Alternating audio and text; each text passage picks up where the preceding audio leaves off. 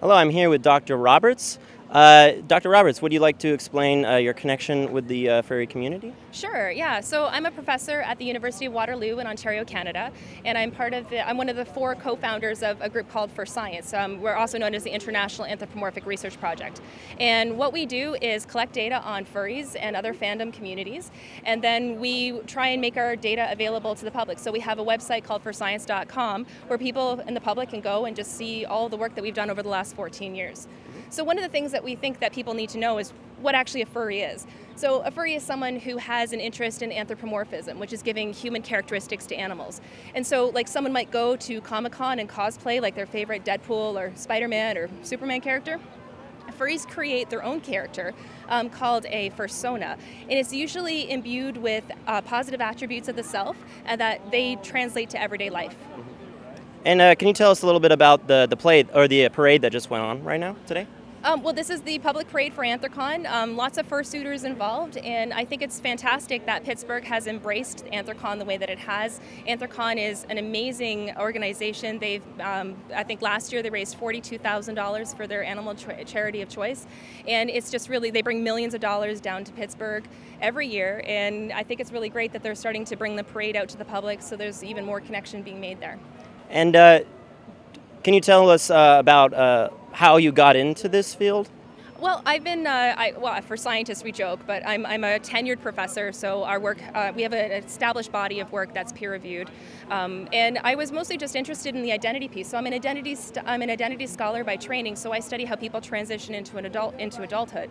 And it might seem a little unusual, but it turns out that fursona creation, with all that work that goes into developing identity, is actually extraordinarily functional for the participants.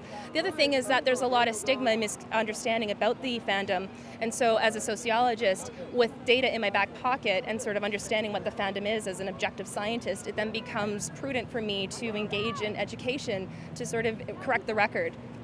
Gotcha. Do you have any? Perhaps, how does one maybe discover what there is a persona? How does one come in? Yeah, how does someone find their fursona, I guess, typically? Well, it's different for everybody, of course, but I mean, furries.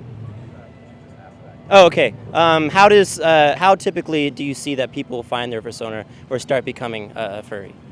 Well, it's an avatar-like representation of self, right? So, I mean, typically furries only ever have one persona, but sometimes they will have two, and it's usually in succession. So, furries will often think about, an animal that has a, particularly an aesthetic they have an aesthetic appreciation for it, or that they have an appreciation for the characteristics that are associated with the species. And sometimes they're hybrids, so wolves and foxes, but sometimes things like, muffin, dolphin, dragon hybrids can happen. And, this is all things that are meaningful to individuals. So they're reflecting on who they are in an environment that really supports that kind of structure.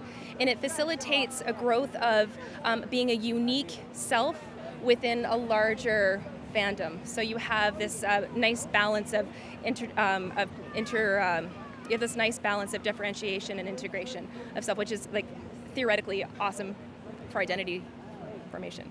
Nice. Do you have anything else? See, you have Dr. Shazzy. Dr. Shazzy, yeah. Do you have, by any chance, a persona? Do you, sorry, do you by chance have any fursona? I see you have the Dr. Shazzy thing right there. Yeah, so I'm not a furry. I exist as an invited ally in the community, and I do have a fursona character, though. Her name is Dr. Shazzy. I have had her drawn. I like supporting the fandom and its artists, so I have her drawn up in various kinds of pieces. She's an ostrich, and she's tall, she's strong, she wears a lot of sequins, and she's not taking flack from anybody, so she kind of knows who she is. And that's exactly what the fandom would sort of inspire. You sort of think creatively about who you want to be or who you are already, in my case. And so Shazzy is the nickname my brother gave me as a child. There's only like 9 of us, including aunts, uncles, dogs, grandparents in the family, so we're pretty tight. And it was the name that he had for me as a kid, and I spent 12 years going to school. So doctor is pretty meaningful as well. Yeah. So that's how that That happened. makes sense, yeah. Cool. Do you have any plugs or anything you want to say to the audience? Yeah, we think that, a lot of people have misconceptions about the furry fandom because it's been ubiquitously presented in media in sensationalistic ways. And the voice and reach of something like CSI is pretty hard to master and to overcome. But we are interested in people coming to our website. It's firstscience.com. We have all our research available so people can see what we've studied and how we've studied it. You can see the articles that we published, and basically you can learn the facts of the fandom because we think it's a pretty compelling, interesting story. The ebb and flow of people's lives is far more interesting than sensationalistic storytelling from screenwriters' imaginations. Gotcha. Cool. Do you want to say anything? It's not science, not just science. It's for science. It's not just science, it's fur science. And there you go.